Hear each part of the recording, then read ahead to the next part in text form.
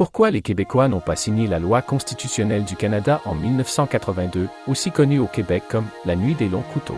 Vous pensez peut-être que c'est en raison des séparatistes québécois, mais vous n'auriez qu'une infime portion de la réponse. Laissez-moi vous dire pourquoi. Pour y répondre, il faut reculer dans les années 70. Vive le Québec libre!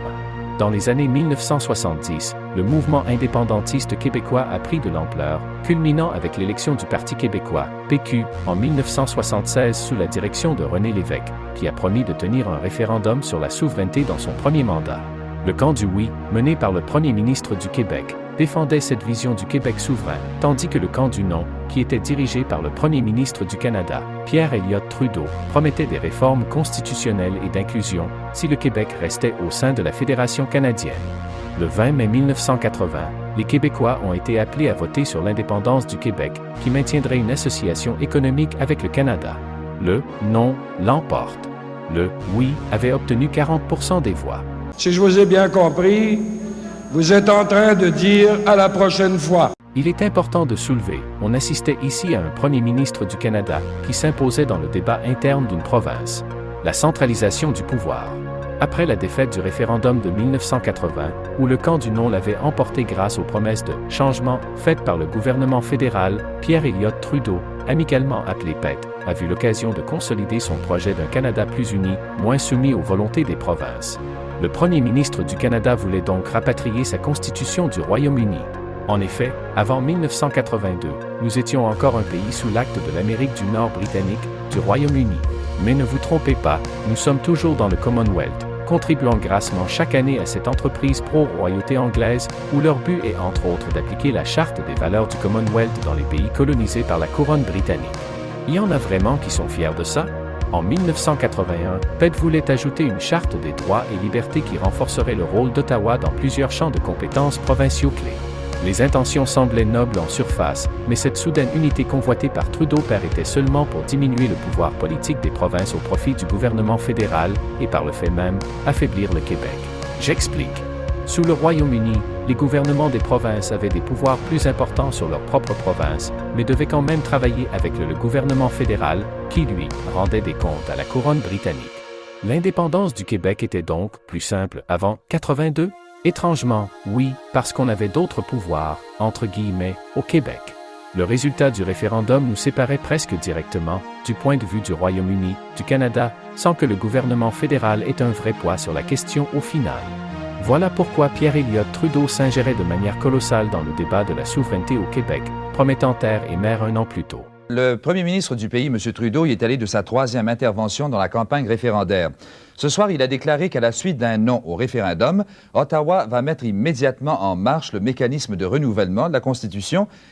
D'autre part, le fédéral et lui, Pierre Trudeau, et tous ceux qui l'accompagnaient ce soir, s'engagent à prendre le non référendaire pour un oui au renouvellement de la Constitution. Et si je m'adresse solennellement à tous les Canadiens des autres provinces.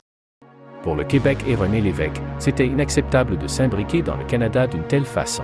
Ils savaient que cette constitution et charte, telle que proposée, risquait de nuire aux protections du français et de minimiser les pouvoirs du Québec dans sa gestion et l'identité québécoise au sens large. La proposition de PET n'était pas unanime. Au début, on faisait front commun avec 8 des 12 autres provinces qui s'opposaient aussi aux conditions de Pierre Elliott Trudeau. Mais cette alliance allait être brisée en une seule nuit. Le coup de poignard dans le dos, la nuit du 4 novembre 1981. Lors des négociations officielles à Ottawa, Lévesque, qui croyait avoir l'appui de 8 provinces, a proposé un compromis, un référendum national où ce seraient les Canadiens eux-mêmes qui décideraient du sort de la Constitution. Pensant bien faire, il croyait qu'il serait plus facile pour les provinces d'y faire valoir leurs revendications. Par contre, cette proposition semble avoir jeté un froid parmi les autres provinces, qui craignaient qu'un tel vote leur fasse perdre du pouvoir face à Trudeau. Mais pour moi, ça semble plus être un pied de nez à Lévesque personnellement. Elles ont donc décidé de négocier dans son dos. Pendant que René Lévesque et sa délégation dormaient à Hull, les autres premiers ministres provinciaux se sont enfermés avec Trudeau à Ottawa pour conclure une entente secrète. Leur compromis? Accepter la Charte des droits et libertés, mais en y ajoutant une clause dérogatoire qui permettrait aux provinces d'éviter certaines obligations fédérales. Le Québec n'était pas au courant. Le lendemain matin, l'évêque s'est réveillé en découvrant que tout était joué. La Constitution allait être rapatriée sans l'accord du Québec. Je dois dire que je regrette profondément que le Québec se retrouve aujourd'hui dans une position qui est devenue en quelque sorte une des traditions fondamentales du régime fédéral canadien tel qu'il fonctionne. Le Québec se retrouve tout seul. Ce sera au peuple québécois et à lui seul d'en tirer la conclusion. Je m'étais permis d'insister aussi sur le fait que le premier ministre fédéral et son gouvernement agissaient ainsi sans aucun mandat explicite, sans aucun mandat d'aucune sorte des citoyens, non seulement du Québec, mais du reste du Canada. Le bon et grand Canada nous trahissait une fois de plus. Un autre coup de couteau dans le dos des Québécois. C'est un scénario digne des films hollywoodiens. Mais c'est la triste réalité pour tous les Québécoises et Québécois. Aussi, il ne faut surtout pas oublier le rôle de Jean Chrétien dans le Kitchen Accord. L'accord de la cuisine, c'est comme ça qu'ils appellent la nuit des longs couteaux au Canada anglais. Pour nous, c'est une trahison. Pour eux, c'est un accord fait à la va-vite dans une cuisine d'hôtel. Une constitution imposée au Québec. En 1982, Pierre Elliott Trudeau rapatriait officiellement la Constitution canadienne sans l'accord du Québec. Nous étions les seuls à ne pas avoir signé cet accord. Malgré les promesses de reconnaissance faites pendant le référendum de 1980, on venait de prouver que le Canada anglais n'avait aucune intention de nous accorder un statut particulier ni même de respecter nos demandes légitimes. Depuis cette nuit-là, aucun gouvernement québécois, fédéraliste ou souverainiste, n'a reconnu cette constitution. Même Robert Bourassa, pourtant libéral et pro-fédéraliste, a refusé de la signer en dénonçant un geste antidémocratique. Par contre, ils ont apporté des changements à la loi constitutionnelle pour répondre à certaines demandes des autres provinces. Pour le Québec, rien. Et c'est encore de même de nos jours. Cette constitution canadienne a été poussée de force dans notre gorge et elle y reste bien logée. Pourquoi la nuit des longs couteaux? L'expression « nuit des longs couteaux » au Québec est une référence directe à l'événement historique du même nom qui s'est déroulé en Allemagne en 1934, où Adolphe a orchestré une purge sanglante pour éliminer ses rivaux politiques. Évidemment, les deux événements ne sont pas comparables en termes de violence ou de conséquences, mais l'expression a été adoptée au Québec pour symboliser une trahison brutale et soudaine commise dans le secret et de façon déloyale. Conclusion canadienne, les traîtres.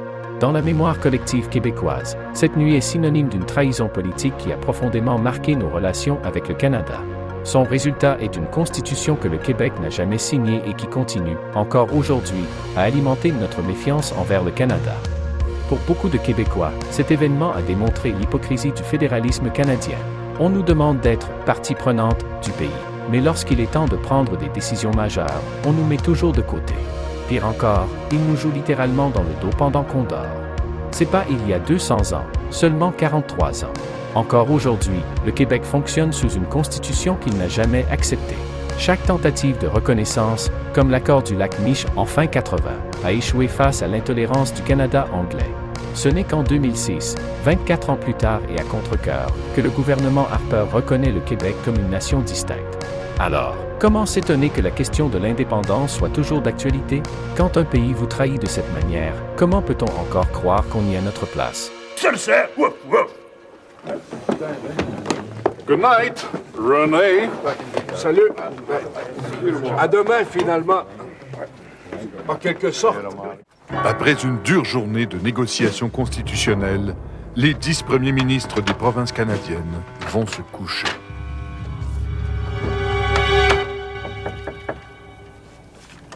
Entrez.